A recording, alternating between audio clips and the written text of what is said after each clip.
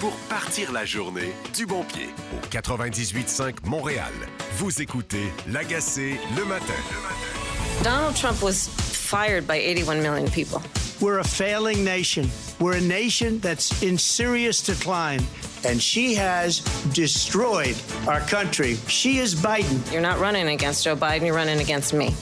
Les industries existantes ici, la réponse n'était pas suffisamment importante à leur demande. On regarde les entreprises qui ont le plus de retombées pour les Québécois. Alors, le nationalisme économique, on repassera.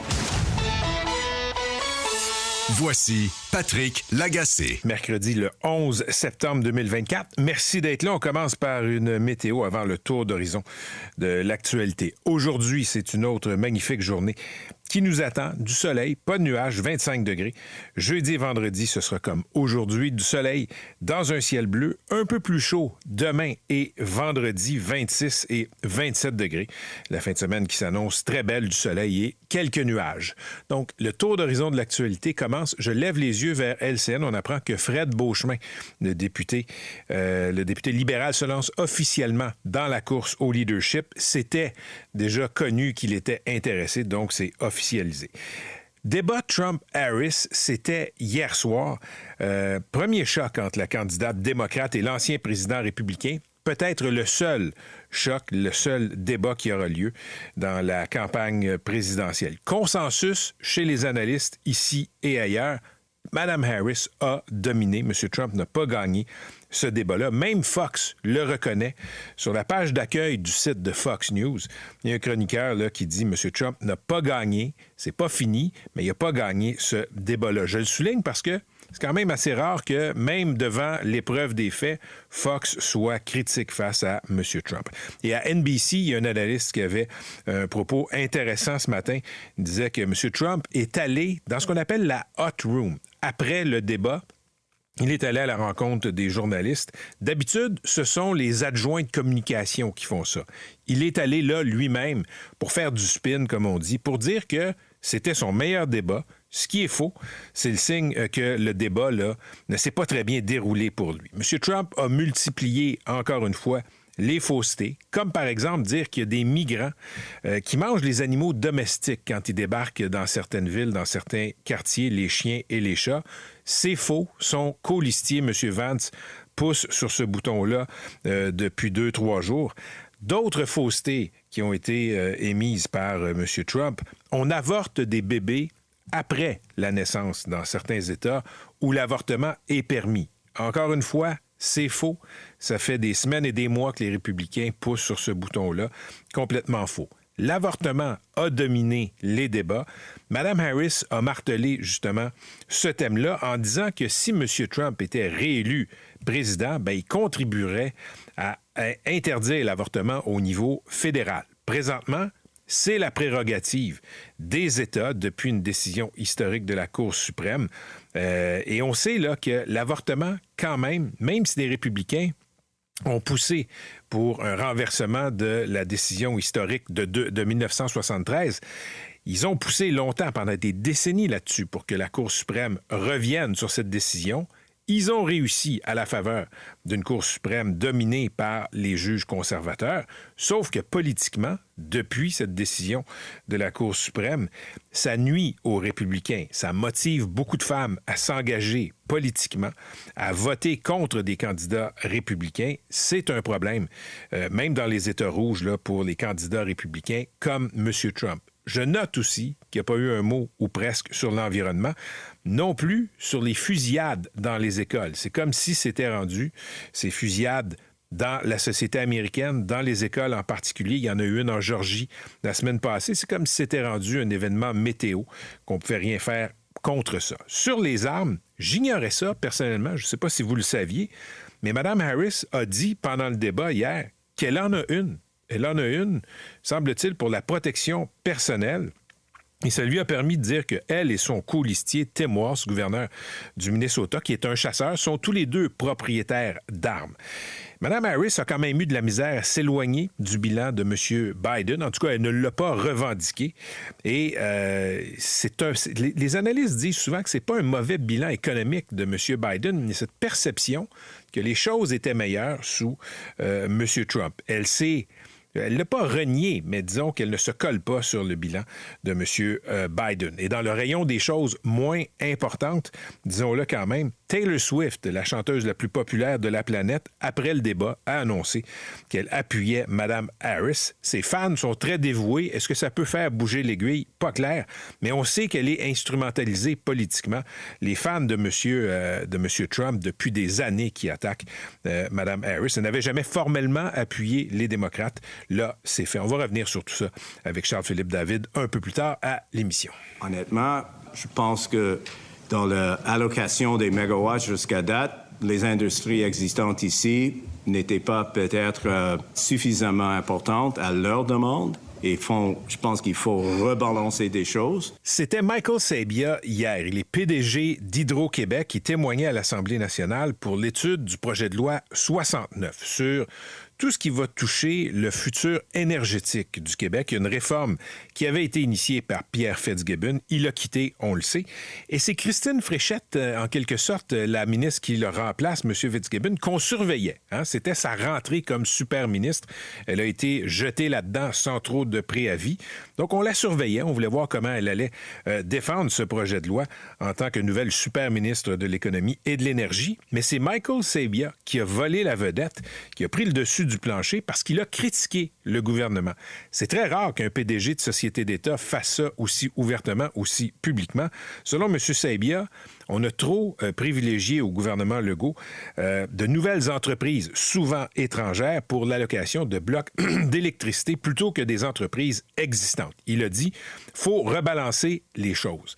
C'est une sortie surprenante, mais je dois vous le dire, personnellement, ça me rassure que M. Sabia ait fait cette sortie-là. Et je ne parle pas du fond des choses, du fin détail de ce débat-là sur l'allocation de l'énergie disponible au Québec pour les industries. Je trouve ça sain parce qu'Hydro-Québec, c'est pas un ministère. C'est la plus importante de nos sociétés d'État. Je trouve ça important qu'il y ait un bras de distance, une indépendance entre Hydro-Québec et le gouvernement du Québec. Tous les partis au pouvoir au fil des décennies ont eu la tentation d'utiliser Hydro-Québec pour faire des gains politiques à court terme. Mais les gains politiques d'un gouvernement, ça ne veut pas dire que c'est bon pour Hydro et ça ne veut pas dire que c'est bon pour les Québécois dans une perspective de long terme. Donc, ça me rassure ce que dit M. Sabia. Une petite critique, ça veut dire qu'il exerce son indépendance face au gouvernement. Est-ce qu'il y aura des conséquences à cette manifestation d'indépendance de M. Sabia? On sait que le premier ministre n'aime pas beaucoup les critiques. Je dois dire, après le départ hâtif de Mme Sophie Brochu de la tête d'Hydro-Québec, ce serait gênant qu'on pousse M. Sabia vers la porte. Sa job au PDG d'Hydro, c'est pas d'être loyal envers le premier ministre du Québec, c'est de servir le bien public, c'est de dire le fond des choses pour le bien des Québécois. C'est un fleuron Hydro-Québec. Ça ne doit pas être instrumentalisé pour des petits gains partisans. Sur les tarifs, maintenant, parce qu'il a été question des tarifs, il y aura des hausses limitées des tarifs résidentiels, des tarifs d'électricité. Et M. Sabia, là-dessus, il chante la même chanson que le gouvernement. Il dit, il y a un pacte social entre les Québécois et Hydro, donc 3 % de hausse annuelle maximum dans le résidentiel. Pour les tarifs commerciaux, il évoque là, des hausses annuelles maximales éventuellement de 5 %. On sait qu'Hydro se lance dans un immense chantier, des dizaines de milliards de dollars qui sont nécessaires pour mettre le réseau à jour et aussi créer de nouvelles formes de génération d'électricité.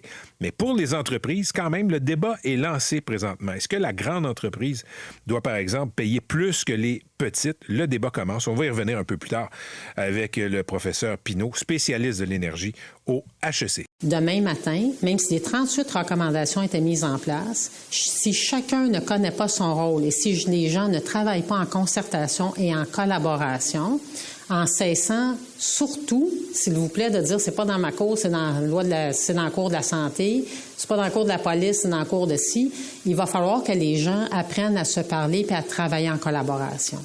C'était la coroner Jeanne Kamel hier qui présentait, qui défendait son rapport et ses 38 recommandations dans la foulée de la mort tragique de Maureen Brault, policière à la Sûreté du Québec en 2023, tuée par un homme aux lourds problèmes psychiatriques, quelqu'un qui avait souvent été condamné, qui avait souvent été arrêté pour des actes criminels, jamais reconnu coupable parce qu'il a toujours été considéré non criminellement responsable, donc n'avait pas toute sa tête et était envoyé sous garde psychiatrique sous les soins de la commission d'examen des troubles mentaux. Le problème, c'est que personne ne s'est parlé dans le système. La police, les tribunaux, les médecins, les hôpitaux, etc. Vous avez entendu Mme Kamel, tout le monde jetait la balle dans la cour de l'autre. Et avant même le dépôt du rapport, on le sait, Québec avait présenté un projet de loi au nom de Maureen Brault. Le ministre François Bonnardel, ministre de la Santé publique, de la Sécurité publique, va être avec nous un peu plus tard. La coroner salue le projet de loi de M. Bonnardel, mais elle trouve que ça ne va pas assez loin. Et je vous le dis, il y a aussi des psychiatres qui ont un malaise avec certains aspects du projet de loi défendu par M. Bonnardel. Je vais en parler avec lui tantôt. Sauf que je regardais les réactions ce matin. Le rapport de Mme Kamel est salué. Après, le défi, c'est bien évidemment l'implantation. Présentement, ça domine les manchettes, ça domine l'actualité. La mémoire de Mme Brault est au premier plan sur la place publique. Qu'en sera-t-il la semaine prochaine, le mois prochain, dans les mois à venir? Le défi, c'est toujours l'implantation dans des rapports semblables. Par contre, je le souligne, la famille de Mme Brault, qui a salué les recommandations présentées hier par la coroner Kamel, même si la famille a quand même peur que des parties du rapport soient tablettées. 6h15, je veux parler maintenant, c'est dans le Journal de Montréal et dans la presse, de la suite de cette histoire qui avait été sortie par la journaliste Isabelle Dubé de la presse. 2 courtiers immobiliers qui flouaient des acheteurs. Ils ont été pris sur le fait parce que ça a été dénoncé. Christine Giroir et Jonathan Dauphinet-Fortin ont été interdits de pratique hier pour 15 et 10 ans. La sanction de leur ordre est tombée. Donc, en gros, là, l'histoire, les 2 courtiers inventaient de fausses offres d'achat pour faire monter les enchères pour leurs clients et évidemment toucher une commission plus importante. 2 choses là-dessus. 1, au-delà de ces 2 crosseurs-là, qui sont bien chanceux de ne pas être accusés de fraude aux criminels parce que ce qu'ils ont fait, m'excuse, mais ça tombe aussi dans le spectre très large du code criminel. Au-delà de tous les crosseurs qui font ça, inventer des offres d'achat pour gonfler les enchères, la question de fond qui n'est pas résolue, c'est la suivante. Pourquoi c'est permis? Pourquoi l'opacité sur les offres? Pourquoi, quand je fais une offre sur une maison, sur un condo, c'est forcément secret. Et là, vous le savez, là, vous l'avez peut-être déjà vécu, si vous avez déjà fait une offre pour une maison, pour un condo, pour un immeuble, là, il faut se fier à la parole du courtier qui nous dit « Ah, écoutez, votre offre est bonne, hein, mais on en a une autre qui est plus élevée. Donc, si vous voulez vraiment la maison, si vous voulez vraiment le condo, il faudrait faire un effort, peut-être mettre un... Êtes-vous capable de mettre une coupe de 10 000 de plus? » Mais tu fais tout ça à l'aveugle. Tu ne sais pas s'il y a vraiment une offre. Tu ne sais pas s'il y a vraiment une autre offre et de combien. Et là, on l'a vu dans ce cas-là, et moi, je soupçonne que c'est juste la pointe de l'iceberg, on peut aussi inventer de fausses offres. Ça se fait.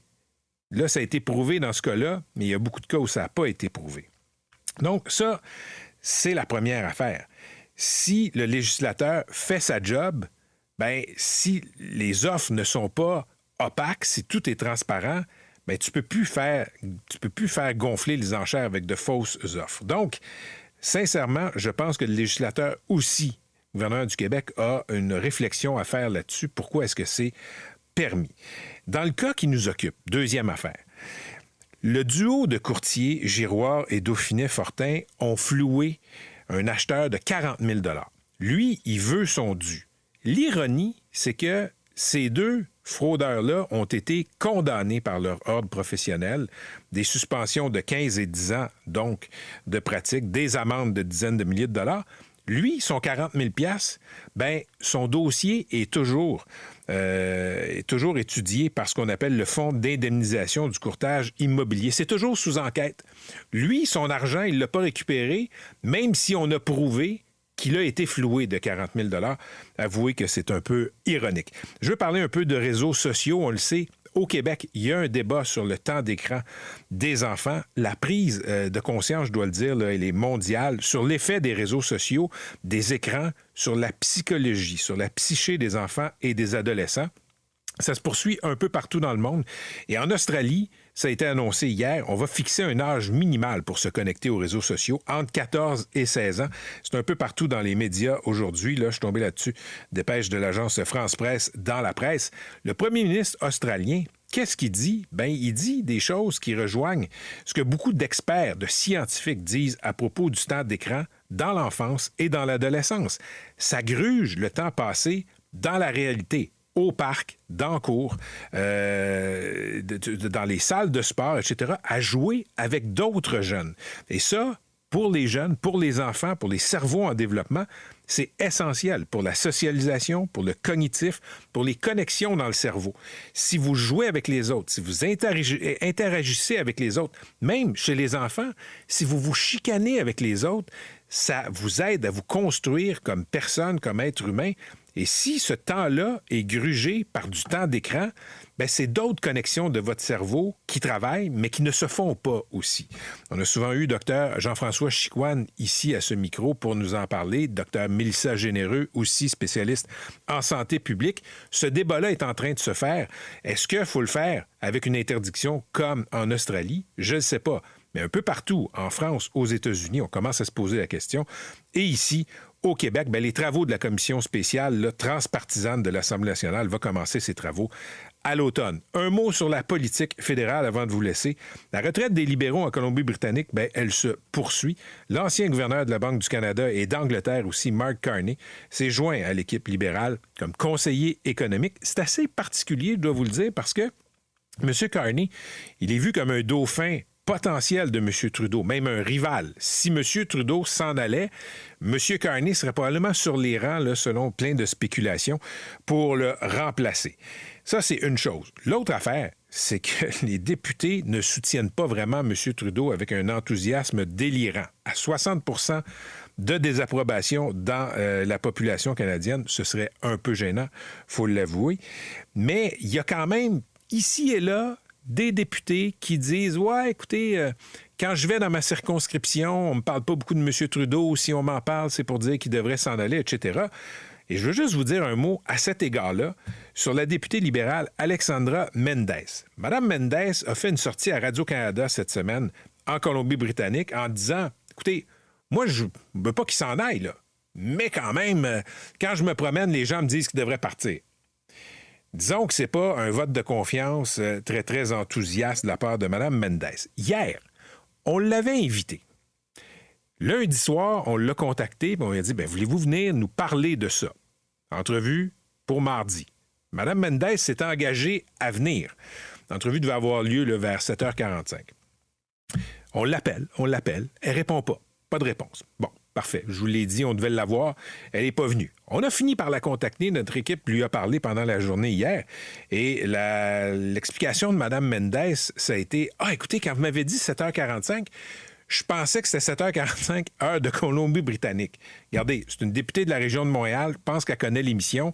Quand on dit 7h45, c'est assez clair que c'était dans le fuseau horaire de l'Est. Mais parfait. Écoutez, la confusion, ça peut arriver. On a pris rendez-vous avec elle pour la voir aujourd'hui à l'émission. Elle était bookée, comme on dit. On devait faire l'entrevue dans notre bloc d'information entre 7h45 et 8h40. C'était coulé dans le béton. Qu'est-ce que Mme Mendez a fait hier soir? Elle nous a contactés pour nous dire que finalement, elle ne serait pas là.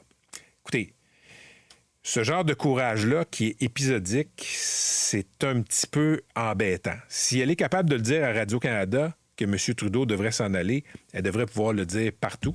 Mais ça ressemble, dans ce cas-là, dans le cas de Mme Mendez, à une candidate éventuelle qui s'est fait dire « Si tu veux que le chef signe ton bulletin de candidature pour la prochaine élection, peut-être que tu devrais te la fermer. » 6h presque 23 minutes. Merci d'être là. Tu peux m'écrire au 98985. Mon courriel, patrick@985fm.ca. Toujours bien informé.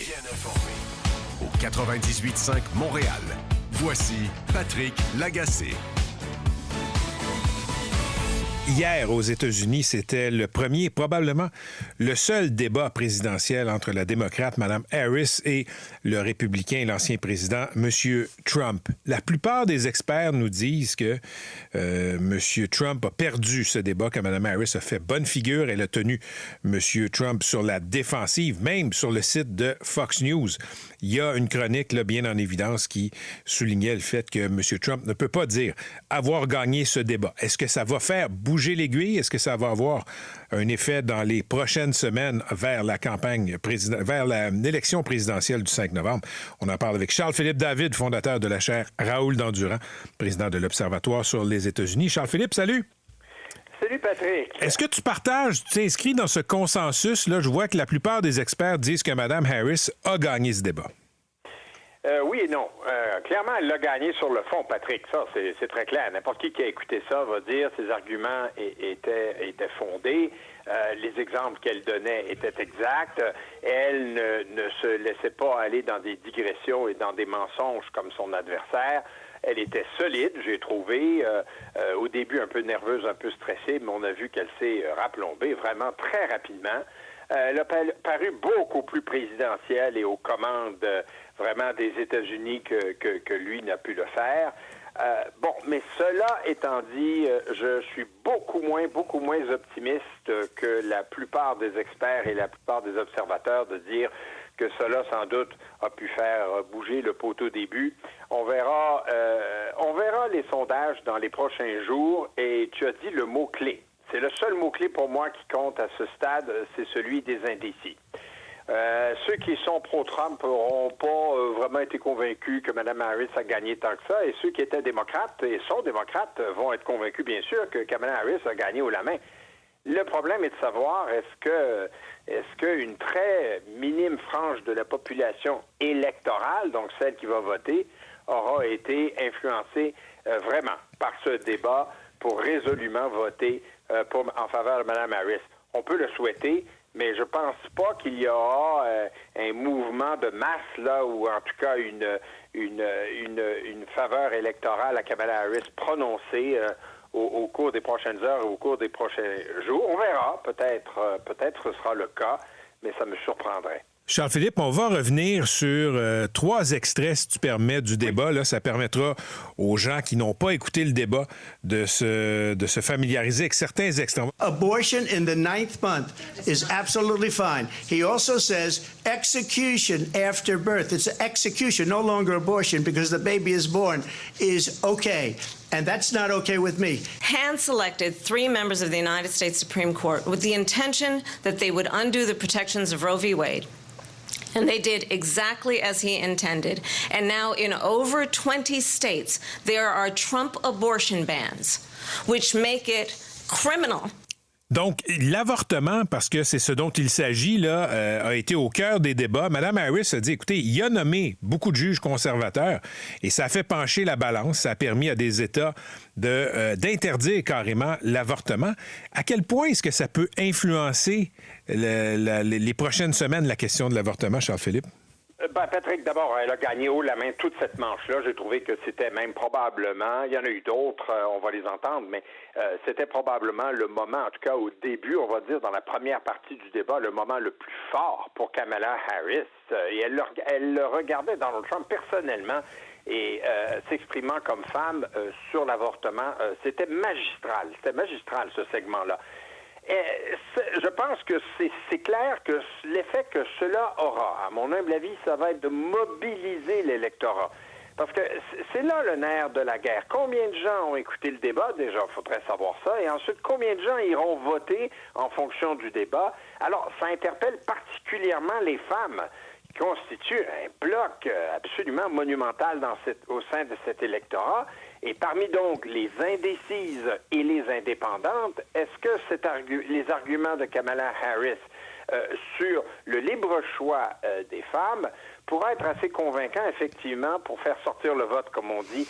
Je pense que ça, c'est probablement la carte la plus forte, la plus puissante dans l'arsenal de Kamala Harris pour gagner la présidence. Donc, il y a aussi eu, Charles-Philippe, là, la question de l'Ukraine, l'appui indéfectible de l'administration Biden envers l'Ukraine. On va écouter un autre extrait. They respect me. They don't respect Biden. How would you respect him? Why? For what reason?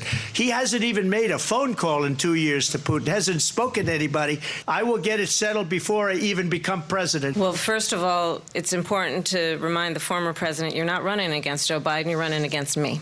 I believe the reason that Donald Trump says that this war would be over within 24 hours is because he would just give it up.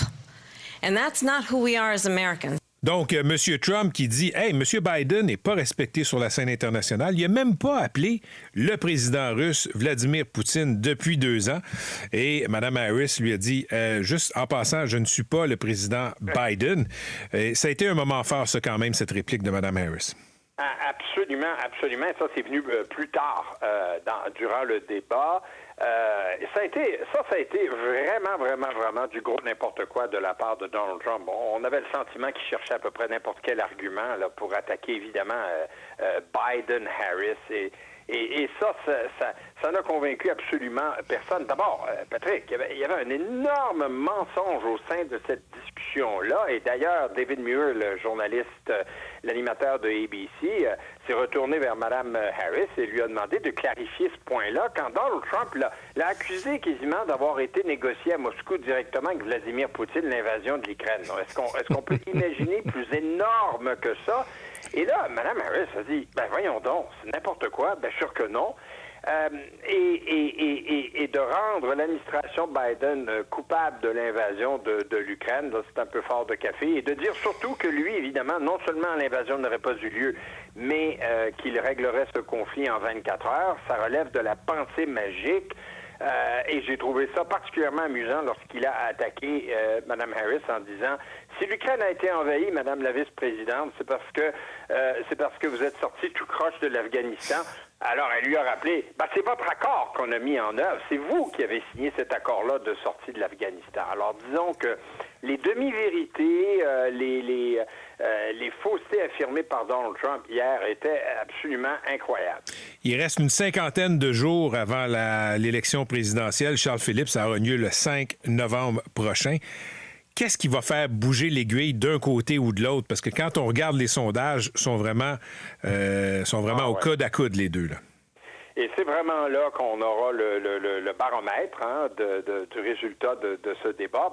Déjà, attention, il va y avoir le débat, je sais que déjà, je parle du mois d'octobre, imaginez, ça va vite. Le 1er octobre, le débat entre les vice-présidents sera peut-être cette fois-ci plus important que des débats habituels entre colistiers, parce que on le sait tous, coach Walz, Tim Walz, risque d'être pas mal fort contre J.D. Vance, qui le colistier de Donald Trump en dit des vertes et des pas mûres, encore comme par exemple les immigrants qui mangent des chats et des chiens pour se nourrir à Springfield, Ohio. Ça aussi, ça a été un moment incroyable hier soir. Donc, il faut surveiller ça. Et évidemment, ils vont faire campagne tous les deux dans les 5 ou 6 ou 7 États pivots qui, selon eux, comptent le plus pour être élus. Attendez-vous à un déluge, là, je pèse mes mots, déluge de publicité dans ces États-là pour essayer de convaincre encore des gens qui ne sont pas convaincus. Alors voilà, ça va être... et puis, quelle surprise. On parle toujours de la surprise d'octobre, Patrick. Il y a toujours dans la campagne électorale américaine quelque chose qui survient qu'on n'a pas vu venir. Alors ma question est, qu'est-ce qu'on n'a pas encore vu venir dans cette campagne électorale qui pourrait nous surprendre au mois d'octobre? Charles-Philippe, toujours un plaisir. Merci beaucoup. On va se reparler très bientôt. Merci, Patrick. Bonne journée. Et je lève les yeux là, vers les téléviseurs, les chaînes d'information en continu. C'est aussi là ce matin, un peu plus discrètement, mais il y a 23 ans aujourd'hui. C'était les attaques du 11 septembre. Il y a des commémorations présentement à New York. Toujours bien informé. Au 98.5 Montréal. Voici Patrick Lagacé.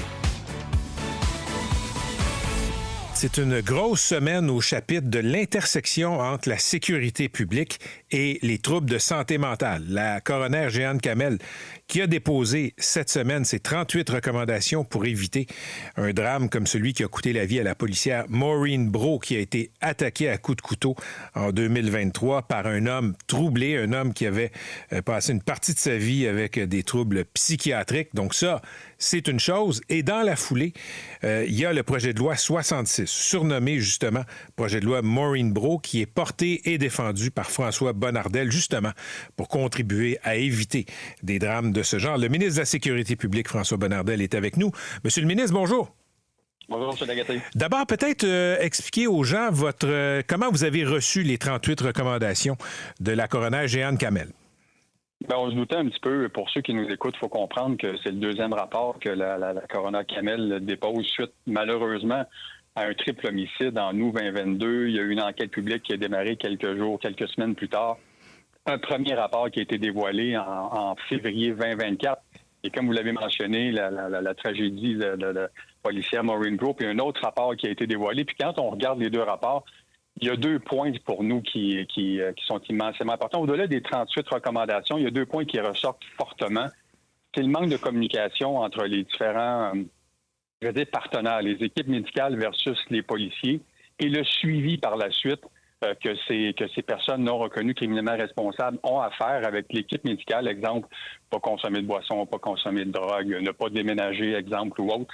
Donc, c'est un peu là-dessus qu'on s'est penché fortement. On a mis aussi une équipe interministérielle en place rapidement dès que la tragédie a eu lieu pour Maureen Brault. Puis là-dessus, on a été capable de comprendre rapidement, nous aussi de notre côté, avec les équipes de la justice, du DPCP, du ministère de la Santé, du MSP, du ministère de la Sécurité publique, les enjeux principaux que je vous mentionne présentement.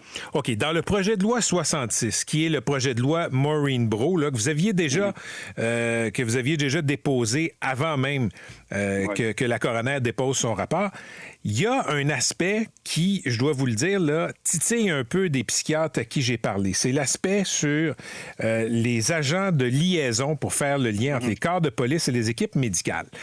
Moi, ce qu'on me dit, c'est que ça va juste ajouter là, une couche de bureaucratie supplémentaire. Ce dont on a besoin, c'est des criminologues, peut-être pas des agents de probation qui rappellent un peu le milieu carcéral. C'est un bon point que vous amenez. C'est une discussion qu'on a eue hier avec différents groupes et certains l'ont soulevé. Il faut comprendre, pour ceux qui nous écoutent, que ces agents de liaison, c'est une recommandation de la coroner Kamel. Puis ce que moi, je réponds à ça, c'est que les agents de liaison seront complémentaires aux équipes médicales. Complémentaires aux équipes médicales. Pour que les gens comprennent bien, là, c'est que ce que je souhaite, moi, c'est qu'une personne non reconnue criminellement responsable, qui a des modalités ou des conditions à suivre, comme je le mentionnais, là, exemple, pas déménager, pas consommer de boisson ou autre, bien, malheureusement, ce que la coroner s'est rendu compte, c'est que le suivi par la suite n'était pas adéquat. Alors moi, ce que je dis, c'est qu'on va former des agents de probation qui vont devenir des agents de liaison pour ne pas stigmatiser ces personnes parce qu'ils ne sont pas judiciarisés dans une certaine mesure et qui vont faire un suivi. Exemple, au mois, en disant, Bonnardel, je l'ai vu, il vient chaque mois, il ne consomme pas, il prend sa médication, il voit son psy, tout est correct. Mais soudainement, Bonnardel, il disparaît de la carte. Il ne vient pas à ses rendez-vous, ou je l'ai vu, puis là, je suspecte qu'il a recommencé à fumer ou qu'il a recommencé à boire ou autre. Et là, si je trouve qu'un problème, j'avise l'équipe médicale aussi, parce que l'équipe médicale va continuer de le suivre. Et c'est là que les renseignements vont être fournis sur la base de données, le CRPQ. Pour les gens qui nous écoutent, c'est le Centre de renseignement policier. Donc, c'est la base que les policiers utilisent dans leur véhicule pour comprendre et connaître ceux qui vont, quand ils vont aller à une adresse X, monsieur s'appelle un tel, est-ce qu'il y a des antécédents de CETM, de la Commission d'examen des troubles mentaux? Donc, c'est un peu une complémentarité des agents de liaison versus l'équipe médicale qui va continuer nécessairement d'exister. Qu'est-ce que vous pensez de ce qu'on appelle la confidentialité des renseignements médicaux? Ça, c'est central. Il semble que c'est un problème. Ça empêche parfois les policiers de savoir à qui ils ont affaire. Est-ce que dans la suite des choses, les policiers vont savoir que quand ils arrivent à une adresse X, justement, là, vous l'évoquiez, Bonnardel ou Lagacé est déjà sous le contrôle de la Commission d'examen des troubles mentaux? Ouais. Il faut comprendre aussi, quand je parlais de communication tantôt, c'est que les policiers, avant, ne pouvaient pas obtenir des informations avec l'équipe médicale. La seule façon qu'ils pouvaient en obtenir, c'est si l'équipe médicale disait « on appelle au poste de police, on dit « OK, a dénommé Bonnardel à telle adresse, il faut que vous alliez le chercher, on pense qu'il est en danger, il prend plus sa médication, peu importe. » C'est là que l'info était donnée de l'équipe médicale aux policiers. Là, moi, ce qu'on souhaite, c'est que les policiers puissent obtenir des informations à l'équipe médicale ou peut-être même à l'agent de liaison pour être capable de rapidement savoir que de l'autre côté de la porte, qui est là? Juste pour être clair, M. Bonnardel, là, présentement, ce que vous me dites, c'est que ça, c'est un renseignement confidentiel. Bien, moi, le policier, là, il veut pas obtenir tout le rapport médical de Bonnardel de l'autre côté de la porte. Lui, ce qu'il veut savoir, exemple, c'est dans les dernières semaines, comment sa situation a évolué pour le mieux ou pour le mal. À savoir, est-ce que M. Bonnardel, de l'autre côté de la porte, de quelle façon il réagit face à quelqu'un, exemple, qui porte l'uniforme? Alors, le but, c'est pas de lever le secret professionnel, mais c'est de donner le plus d'infos possible de l'équipe médicale aux policiers pour connaître l'état mental perturbé de la personne de l'autre côté de la porte, puis d'avoir le plus d'informations possible. OK. Sur le tribunal spécialisé, c'est une demande, c'est une recommandation de la coroner Kamel. Est-ce que le gouvernement s'est fait une tête là-dessus? Un tribunal spécialisé pour les gens qui ont des troubles de santé mentale et qui ont été criminalisés?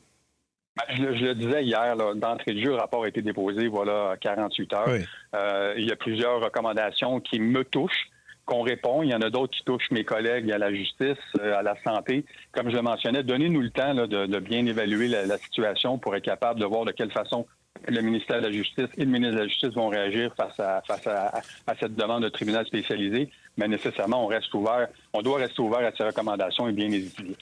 Je voyais là, dans les médias là, un ami de la famille de Maureen Brault qui a témoigné, qui a dit que la famille reçoit bien là, le rapport de Mme Kamel, mais il y a quand même une peur chez les proches de Mme Brault que ce soit tabletté. Est-ce que, M. le ministre, vous avez un message pour la famille de Mme Brault à cet égard? Ben, je leur dirais que la disparition de Maureen ne sera pas en vain. On va améliorer. Puis comme je l'ai mentionné, pour moi, il y avait 2 points immensément importants. Le nerf de la guerre, c'était le partage de l'information, comme je l'ai mentionné plus tôt, et le suivi. Et le suivi adéquat par ces agents de liaison qui sont répartis dans toutes les régions du Québec pour suivre ces cas à haut risque, pour s'assurer de mieux protéger les policières et policiers qui font un travail, vous le savez, là, immensément important jour après jour, et qui font face à des appels. C'est presque un appel sur 2. Juste Montréal, M. Lagacé, c'est presque un appel sur 2 au 911 qui n'est pas relié à la criminalité pure. Exact. Donc, dans l'ensemble du Québec, là, la Sûreté nous disait hier, on est passé de 22 000 à 25 000 appels annuels en l'espace de 3 ans ou à peu près, justement parce qu'il y a des problématiques de santé mentale. Donc, j'essaie, puis je pense qu'on y répond convenablement. Le travail qu'on a fait en amont répond, je pense, bien noblement, encore une fois, là, aux recommandations de la coroner. Merci d'avoir été avec nous, M. le ministre. Bonne journée. Merci. Bye. Hier, à Québec, il y avait le début de l'étude du projet de loi sur l'avenir énergétique du Québec. Ça touche beaucoup Hydro-Québec. On le sait, le ministre qui a présenté ce projet de loi-là, c'est Pierre Fitzgibbon. Mais quelques jours avant le début des travaux parlementaires, il est parti, il a été démissionné. C'est la ministre Christine Fréchette qui le remplace. Elle devient ministre de l'Économie et de l'Énergie. Là, on attendait Mme Fréchette. C'était son jour de rentrée, si on veut. Celui qui est arrivé et qui a pris le dessus du plancher, le devant de la scène, c'est Michael Sabia, le PDG d'Hydro-Québec, qui a fait une sortie contre les choix du gouvernement en matière d'allocation d'énergie. Il a dénoncé le fait que le gouvernement Legault a favorisé indûment, selon lui, des entreprises très souvent étrangères qui veulent venir au Québec aux dépens d'entreprises québécoises qui sont déjà au Québec. On va parler de tout ça avec Pierre-Olivier Pinault, professeur au département de sciences de la décision à HEC Montréal, titulaire aussi de la chaire en gestion du secteur de l'énergie. Professeur Pinault, bonjour. Bonjour, M. Lagacé. D'abord, avez-vous été surpris que M. Sabia soit critique, le moindrement critique face au gouvernement de M. Legault? Pas vraiment, parce que c'est très difficile d'être 100% d'accord avec les orientations du gouvernement Legault en ce qui concerne les tarifs, en ce qui concerne la manière d'effectuer ces choix-là. Si on analyse le secteur de l'électricité, on se rend compte que malheureusement, certaines orientations ne sont pas compatibles avec ce qu'il faudrait faire. Alors, M. Sabia a quand même un cerveau et une tête sur les épaules, donc il doit à un moment donné, il ne peut pas se retrancher derrière des banalités et il doit dire minimalement la vérité. Expliquez aux gens qui nous écoutent là, ce que M. Sabia voulait dire dans l'allocation de l'énergie à des nouvelles compagnies qui arrivent ici. Peut-être un peu opaque. Je pense qu'on va détricoter tout ça ce matin. Oui, mais alors, ce qui se passe historiquement, c'est que Hydro-Québec a l'obligation de servir les besoins québécois. Donc, quiconque arrive au Québec ou est au Québec et veut brancher quelque chose pour avoir de l'électricité doit recevoir de l'électricité. Et ça marche pour les individus, mais c'est aussi de cette manière-là que ça fonctionne pour les industries. Depuis quelques années, il y a beaucoup d'industries qui se disent on va vouloir décarboner, avoir de l'électricité propre, c'est important.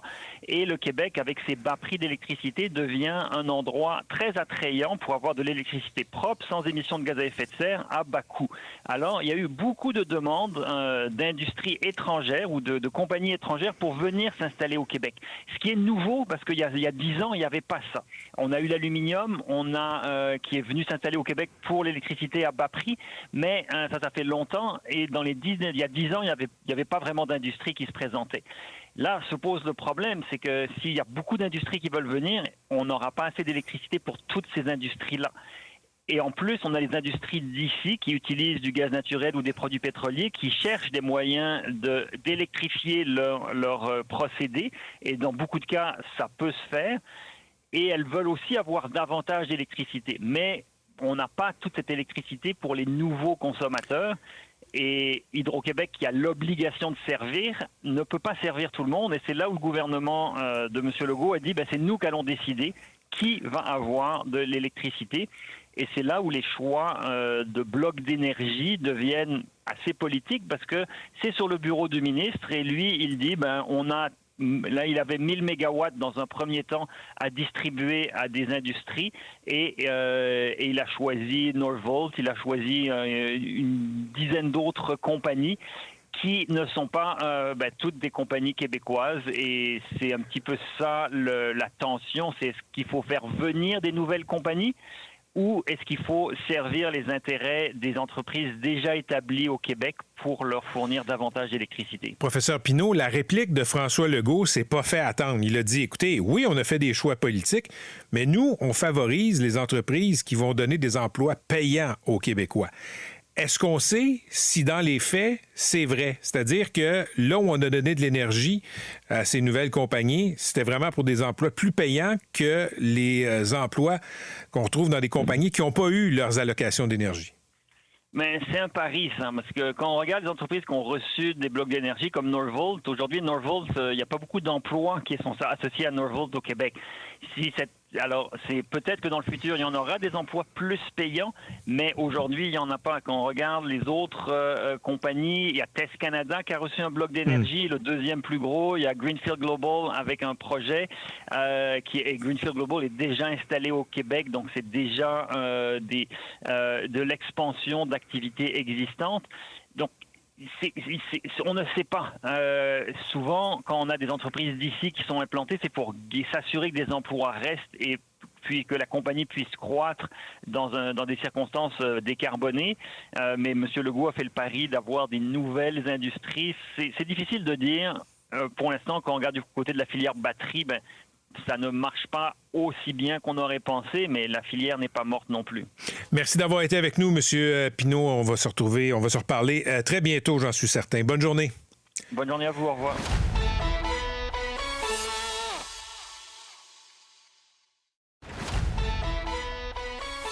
Voici Patrick Lagacé. Belle journée pour se promener. Si vous vous promenez à Mascouche, il y a des grosses chances que vous tombiez en ville sur des poteaux d'Hydro-Québec qui sont pas dans le milieu de la rue, mais pas loin du milieu de la rue. C'est une sorte d'aberration qui exaspère pas mal le maire de Mascouche, Guillaume Tremblay, qui est au bout du fil. Monsieur Tremblay, bonjour. Bonjour, M. Lagacé. J'ai vu ce reportage à TVA hier. Je vous avoue que j'ai été surpris. Je pensais pas que ça existait encore des poteaux qui sont pas, disons, sur le trottoir ou de l'autre côté du trottoir, mais carrément sur la voie publique. Est-ce qu'il y en a beaucoup comme ça chez vous à Mascouche? Ben écoutez, clairement, il y en a un, on l'a vu hier justement sur Cabane-Ronde, on nous dit que ça fait environ 2 ans que la demande a été faite. C'est un chemin qui était tombé au bord de la rivière, et là, la ville a fait un chemin de contournement. Et là, aujourd'hui, on a 2 ans plus tard, le poteau est encore là. Donc, c'est tous des poteaux d'utilité publique. Donc, vous avez nommé Hydro, mais il y a aussi d'autres entreprises là, comme Bell, puis d'autres compagnies aussi d'utilité publique. Ce qu'on comprend, c'est qu'ils ont de la misère à communiquer ensemble. Et on nous dit que des fois, ça peut aller jusqu'à 14 mois présentement, le temps d'attente pour tasser un poteau d'un chemin. Comme par exemple, chez nous, sur le chemin Garden, au coin des Anglais, on a fait des travaux. C'est 25 millions qu'on a investi sur le chemin des Anglais pour désengorger. Et on m'a dit qu'il y a un des poteaux qui va être tassé l'année prochaine à cause du délai de 14 mois. Après les travaux de 25 millions. Après les travaux. Ça n'a comme aucun sens. Tout ce qu'on fait présentement, à cause que cette baie de virage-là ne fonctionnera pas, ça va prendre 14 mois encore. Bon, OK, je comprends que les délais sont longs, là, puis que Hydro-Québec priorise selon la version qui a été donnée à TVA Nouvelles, mais, monsieur le maire, comment un poteau se ramasse comme ça, un poteau de téléphone ou du Bell, qu'importe, il se ramasse au milieu de la rue? Vous allez comprendre que c'est des chemins, hein, comme le chemin des Anglais, c'est un vieux chemin qui date des années peut-être 70. La dernière fois qu'il avait été refait, la ville de Mascouche, c'est une ville qui a pris de l'expansion, donc il faut élargir un peu les chemins à des endroits stratégiques. Là, ici, on parle de rajout de pistes cyclables et de trottoirs pour permettre aux enfants de se rendre à l'école en sécurité. Puis vous allez, tu sais, dans le reportage, j'avais, par exemple, des poteaux de téléphone qui étaient dans une piste cyclable. Ça fait 3 ans. À un moment donné, le gros bon sens, je peux comprendre, là, comme citoyen québécois, que ça peut prendre un peu plus de délai de tasser des poteaux qui sont dans une piste cyclable. Il n'y a pas de danger de mort. Puis, je veux dire, on peut s'entendre là-dessus, mais là, on est dans des poteaux qui sont dans des futures routes, dans des futurs chemins, puis on nous dit que c'est 14 mois d'attente. Puis la réponse qu'on nous dit, c'est que vous nous avez donné le plan final au mois d'avril dernier. Mais ça fait au-delà de 2 ans qu'on travaille en collaboration avec eux, va-et-vient avec des plans. Je veux dire, je peux pas comprendre qu'on commence à travailler au Québec juste quand le plan final est devant nous. Je veux dire, c'est un non-sens. Puis les villes, si on attend 14 mois, vous allez comprendre qu'il y a des saisons estivales, on a juste 6 mois pour faire des travaux. Donc, ça veut dire que ça va prendre 3 ans quand qu'une ville va élargir un chemin. C'est comme un non-sens. Moi, je demande à Hydro-Québec de revoir un peu leur façon de faire. Là, vous parlez de Mascouche, mais je peux vous dire qu'il y a des cas de même dans toutes les villes du Québec. On en parle souvent à l'Union des municipalités du Québec. C'est une réalité. Les utilités publiques, c'est rendu pratiquement un gouvernement dans le gouvernement. C'est vraiment absurde. En tout cas, le message est lancé. J'espère qu'il va être entendu. Puis l'autre message qu'il faut lancer aux gens qui habitent ou qui passent par Mascouche, faut pas juste avoir les yeux bien ouverts sur la route, mais sur les pistes cyclables aussi. Bonne chance avec tout ça, M. le maire. Merci d'avoir été avec nous. Merci, M. Lagacé. Bonne fin de journée. Guillaume Tremblay, on peut lire cette nouvelle sur le site de TVA Nouvelles. Il est maire de Mascouche.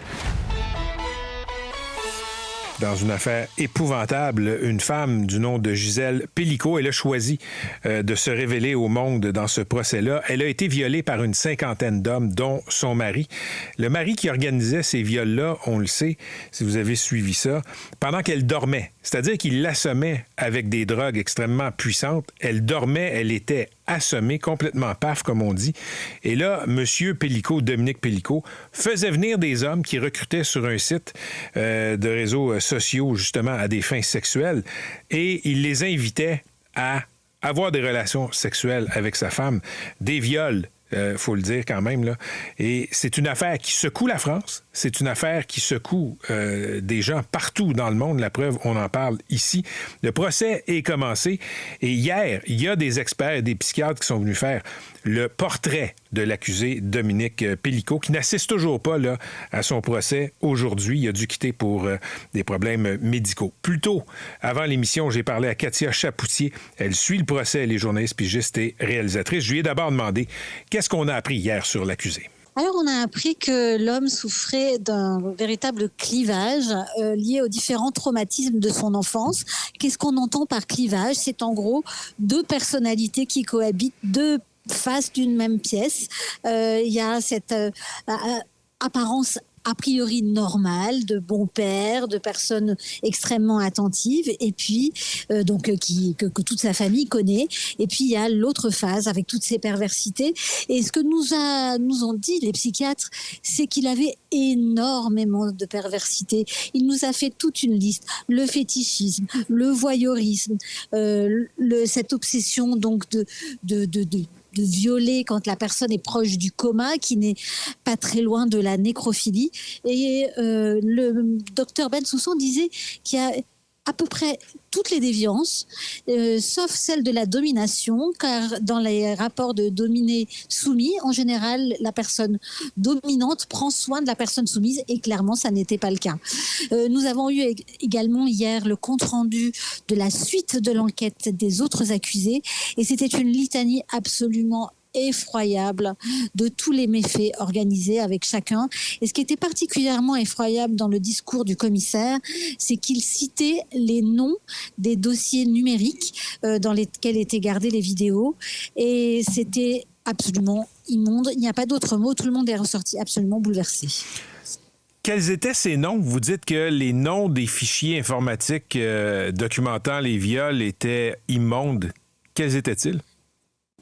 Bonne branlette, je sais plus, vraiment des trucs d'une vulgarité et d'un rabaissement et d'un mépris. Quand Gisèle Pélicot disait qu'elle était comme un sac poubelle ou une poupée de chiffon, on en a eu l'exemple par toutes les descriptions des actes de chacun.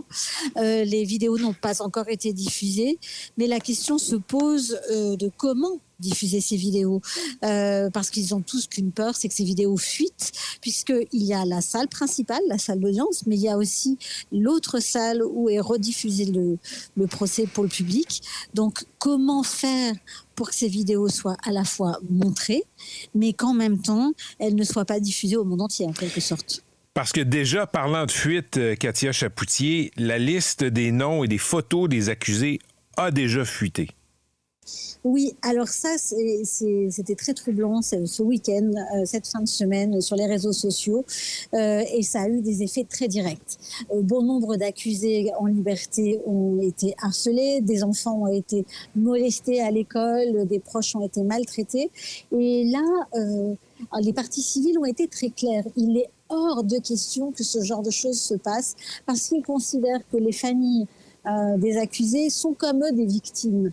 Et c'est absolument impossible d'avoir un procès serein et efficace si on part sur une justice qui se fait sur les réseaux sociaux. Donc tout le monde a été très clair là-dessus. Les avocats de la défense ont fait une déclaration à l'intérieur de la salle d'audience et en plus après face à la presse pour dire que ça devait évidemment cesser. Le procès a beaucoup de retentissement, on le sait, Katia. Et en France, samedi, là, je crois comprendre qu'il y aura des manifestations de soutien à la victime Gisèle Pélicot un peu partout. Absolument. Dans toutes les grandes villes de France, ces manifestations s'organisent. Il faut comprendre qu'en quelques jours, Gisèle Pélicot est devenue une icône. Parce que tout le monde se retrouve dans cette femme. Les victimes se retrouvent dans cette femme. Les femmes se retrouvent dans cette femme. Et ce qu'elle a voulu par son discours, c'est d'avoir une attitude inclusive. Et elle ne veut absolument pas être récupérée par aucune cause. La preuve en est, en France, nous avons une star de télé-réalité, Nabila, qui a voulu faire une cagnotte pour soutenir Gisèle Pélicot et qui a d'ailleurs ramassé énormément d'argent très vite. Et dès que Gisèle Pélicot a été au courant, elle a demandé à ce que la cagnotte soit fermée et qu'il n'y ait aucune cagnotte. Elle veille à ce qu'elle ne devienne pas l'objet d'une personne ou d'un mouvement, mais bien de rester une personnalité qui parle au nom des victimes et qui est inclusive. Madame Pélicot est toujours là. Elle regarde les travaux du tribunal? Oui, c'est ça, avec beaucoup de dignité, entourée par sa fille, ses deux fils. Et elle sera là, elle veut tenir, elle veut montrer qu'elle est là. C'est vraiment important pour elle. En revanche, ce matin, on ne sait pas si M. Pélicot va pouvoir continuer à comparaître parce qu'il souffre vraisemblablement d'une infection urinaire. Et il y a forcément question, parce que s'il doit prendre la parole, il faut qu'il soit en état physique et psychique de le faire.